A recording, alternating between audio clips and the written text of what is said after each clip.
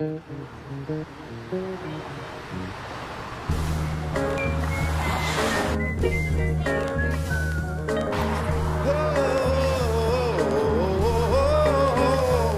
that energy, and we come in peace. Right on, back, right on. And it gets real brutally. People remembering once we strong. Back, right on. Maybe later this song gives initiative to underprivileged kids or the victims of environments and societies undesirable for inner city villages. Ignorance with the rioting and picking signs and codes and Bibles.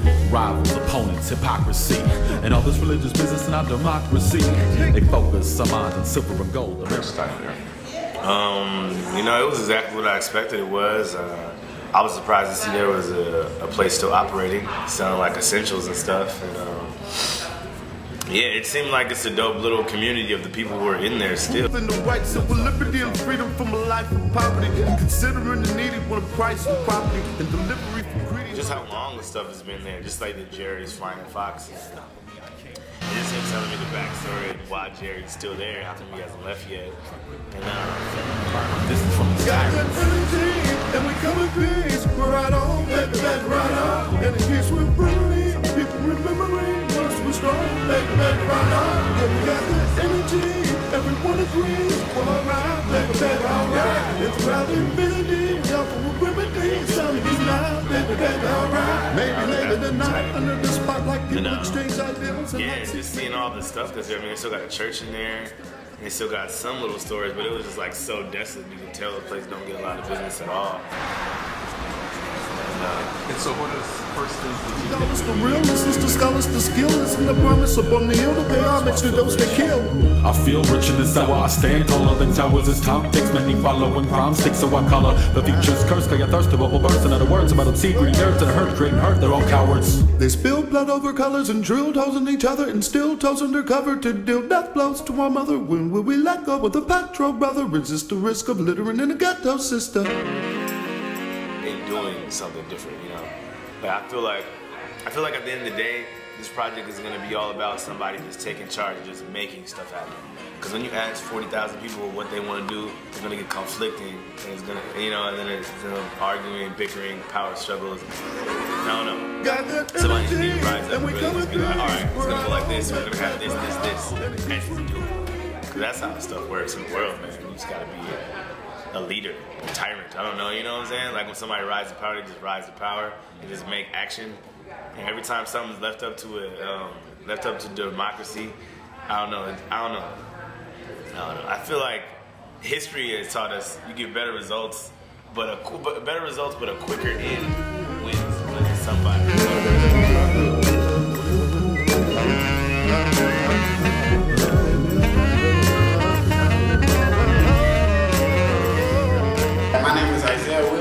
My name is Shockley, and we came to you with a plan.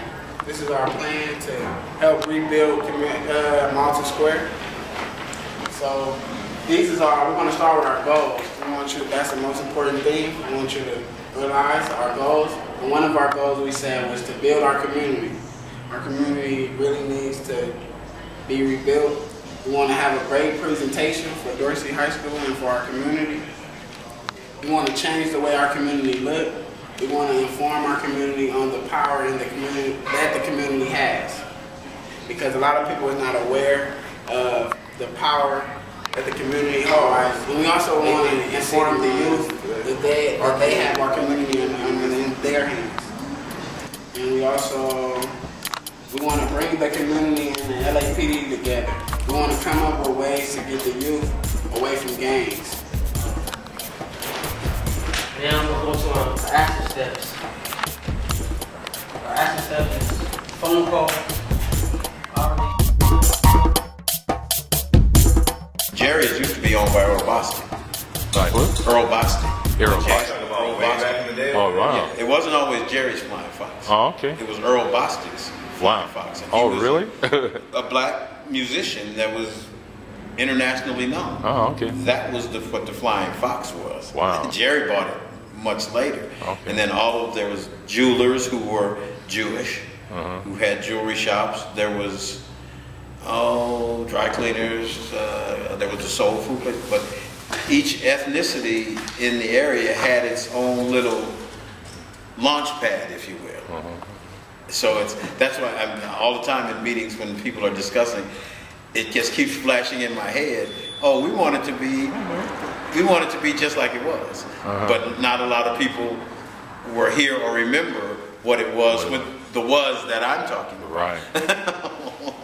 No, because even the was that I saw was very interesting, because I remember just like Stacey Adams was there, Brooks Brothers was there. You could just walk along there and they were selling that kind of gear, you know, in major jewelers, like you were saying. I was like really impressed. This ring was made at a jewelry shop on the Santa Rosalia side. Of that area where we were standing. Wow. I mean, that's the kind of jewelers that were there. You could tell them, I had this stone, the black star. I said, I want a ring around this stone, and left. And came back. And they hooked you up. And that's what it was. Wow. That's the kind of, there was real high-end, couple of men's stores over there. First credit card I ever had was a men's store over there called Frederick Lewis Limited. Okay, so my name is Krystle Gardner, and I'm an intern for the Community Build. And in Focus Area 1, I'm focusing on the local businesses. And with that entail, it's just like, basically this is the last African American owned business community in America. And the business owners in this community have the opportunity to sustain this or let it fall to the wayside. But it's just like they can either let it fall to the wayside or let other better businesses come in, take over, outsource jobs, and basically take over the community. But instead, I envision, or we all envision, the local businesses stepping up and becoming better business owners. And becoming a better business owner is basically having a thriving business. And we ask ourselves, what is a thriving business? A thriving business is something that's open on time, something that brings customers, has traffic. And how do we do that? Like, we create a formula, we create a business plan, we communicate, we unite with other business owners, and we create something that works, so that we can all work together. And my name is Dora. I would like for them to make school, or maybe college housing, or stores for the community, everything. And what can a city put there to benefit you as a college student? Maybe, like I said, college housing, or stores for supplies for college, stuff like that. Everything is a village or a plaza. What? Because of what? Because that's what the community used it as. That shopping area was the village shopping area for all the ethnic groups that lived in the village. All right, and just give me a little bit of an idea of what this journey this summer has been like, working with these young folks. And that's all I can say. That's not all, but this summer has been an experience for me. I have truly learned from these young people. Let me just say this. When I came to do this, I was asked to be a mentor for this program this summer. And I felt like it'll just be another one of those programs where they're just going to get a bunch of youth together to give them some summer work to keep them off the streets. And I'll go over and I'll just go along with it and float with it till the summer is over. And it'll just be another job completed. Not much accomplished. That's how I felt when I first came. But I have really learned some things about community build. And I'm really going to try to get through this without being all weepy, because I have been so moved by the young people that I've worked with. They were from all walks of life. Some of them had two-parent households. Some of the young people were on their way to universities. Some were in junior colleges. Some were from foster home to foster home, and some were kind of middle of the road. So we had all kind of kids here. They have been a delight to me, and I've learned so much from these kids. When they first got started and they had to lay the plan for what they were going to do around Marlton Square, I felt like, oh God, now we really Johnny and I, we really got some work to do because these kids are not going to do it. And they just went in there, bam, bam, bam, and they just got it done. And then I took a deep breath. I said, wow, this is a new experience for me.